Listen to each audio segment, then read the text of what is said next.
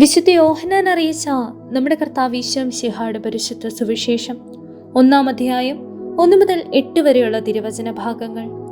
ആദിയിൽ വചനമുണ്ടായിരുന്നു, വചനം ദൈവത്തോടു കൂടെയായിരുന്നു, വചനം ദൈവമായിരുന്നു, അവൻ ആദിയിൽ ദൈവത്തോടു കൂടെയായിരുന്നു.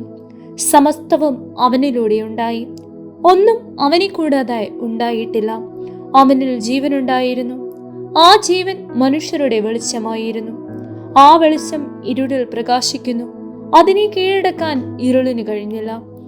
ദൈവം അയച്ച ഒരു മനുഷ്യനുണ്ടായിരുന്നു, അവന്റെ പേര് യോഹന്നാൻ എന്നാണ്.